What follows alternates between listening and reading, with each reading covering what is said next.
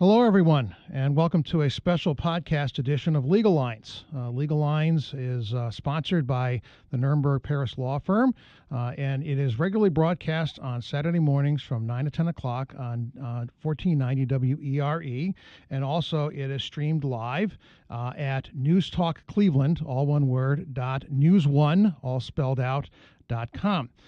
We're here today with Jordan Lebovitz of the Nuremberg Paris Law Firm. Jordan, why don't you introduce yourself? Say hello to the listeners. Hello, listeners. It's great to be here. Thanks Good. for having me. Jordan, how long have you been with the Nuremberg Law Firm? I've been with the firm now for over 3 years. Okay, and where did you go to school? I went to school. I grew up here on the east side of Cleveland. Good. Then went to school in Michigan and went to law school in Chicago and came back here. So I called my little tour of the Midwest. Good, and you're homegrown and you returned home. Exactly We're right. glad to have you back. What attracted you to becoming a lawyer? I had the privilege and the pleasure of watching my father work as a lawyer, and I grew up in the house seeing what he did and how he could help other people. So it's really a pleasure seeing my dad happy, not just for doing something well for a client, but actually changing their life and to make their lives and their families' lives easier. I distinctly remember one time a client coming into my dad's office and seeing him and said, just thank you. Thank you not just for, winning our case, but for making our lives easier. And that really inspired me to want to do more than just, be another lawyer trying to make money for himself, but help others. So you look at the practice of law as a passion. It's truly a passion. I don't know how people can do it just, going through the motions. It's challenging. It's tough. You want to have a strong mental aspect of it, and you want to be able to work hard and help your clients. Oh, I wholeheartedly agree. It's the only way you can survive in doing the practice of law. Are there any areas particularly that you specialize in at the Nuremberg Law Firm? Sure. We have a variety of different specialties as a firm in general: medical negligence, aviation, crash and mass disasters, transportation like trucking and automobile crashes. There's a new emerging practice area, though. Why don't you tell us about that? Sure. It's negligent security and security guard misconduct. So what's that? It's when a security guard, both in-house or private contracted security, acts inappropriately, out of bounds of the realms of his duties or her duties, and injures or causes harm to one of our clients. And what kinds of cases are you seeing in the area of security guard negligence? Well, there's two different types of security guards. Okay. There's both that in-house security guard, which is a family-owned and operated type employee. And then there's also security guards that are regulated by the Ohio Department of Public Safety down in Columbus. It's called the Private Investigator Security Guard Services, the PISGS, Department of Public Safety arm. And those types of guards are regulated, but there's some people that fall through the cracks. And those folks that fall through the cracks can sometimes cause serious harm, including death, to individuals who are just passing through an establishment, such as an apartment or a housing complex, or even such as gas stations or malls. Mm-hmm. Now, cases are decided. In fact, they're won or lost based upon the evidence presented.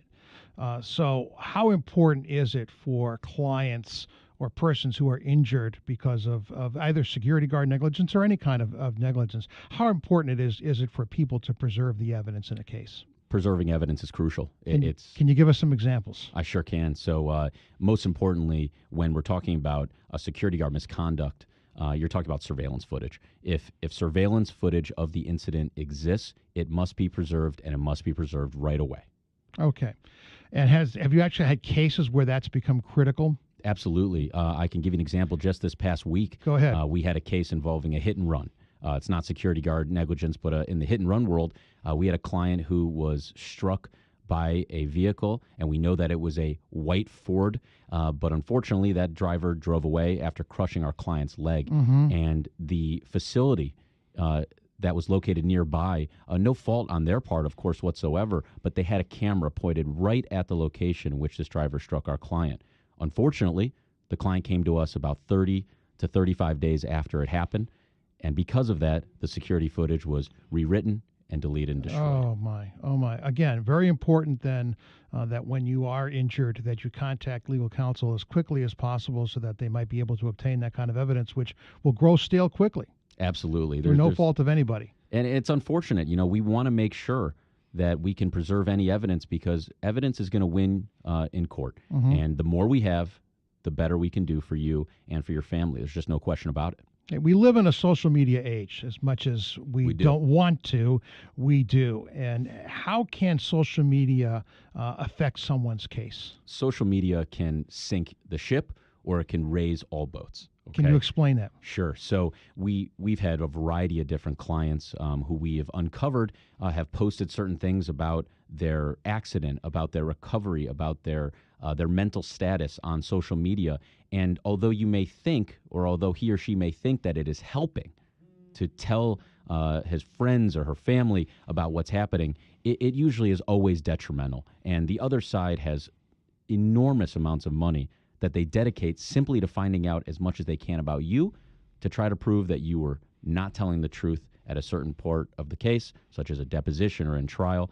We've had clients who unfortunately say that they are not able to do one thing, such as go on vacation, and then post a photograph 4 months before trial of them on vacation. It's unfortunate. It's a loser every single time for us in the courtroom. And so what you're basically describing is what we have been advising clients. We lawyers have been advising clients for a very long time, which is don't talk about the case to anybody, number one. And number two, please don't do something inconsistent with what the facts of the case are all about. Exactly. Okay. I mean, consistency is key, and everyone and every client should know that it's terrible when we see that social media, just one post, what you think of as an innocent post, can really be detrimental to your case and to your future. Now, if someone is injured at no fault of their own, what's the first step that person should take? First thing they should do is, obviously, if they are hurt, they go to a doctor. They see a medical professional. They go to they take an ambulance to the emergency room or something of that sort. The second thing is contact someone for a free consultation. It's absolutely essential to get advice right away, because there's things that, people who are not lawyers, who aren't trained to do this type of work, that they simply don't know. And TV and Law and Order and shows like that can only teach you so much. It's really important to speak with someone who has intimate knowledge of that particular field in that particular place, such as Northeast Ohio. So if people want to contact you, someone who's injured, someone who's basically been involved in precisely the situation you described, how would they do that? They can contact us 24 hours a day, 7 days a week. Our families sometimes don't like that, but we are available at all times. You can contact us at our telephone number, 216-621-2300. You can find us online at nphm.com, on Facebook, Twitter, and Instagram. We are always connected. And what's your email address? Email is Jordan Lebovitz, my personal, Jordan Lebovitz at nphm.com. And you spell your last name? Lebovitz. Okay. Jordan, thank you very much for joining us today, and thank you very much for listening. Absolutely. Thanks for having me.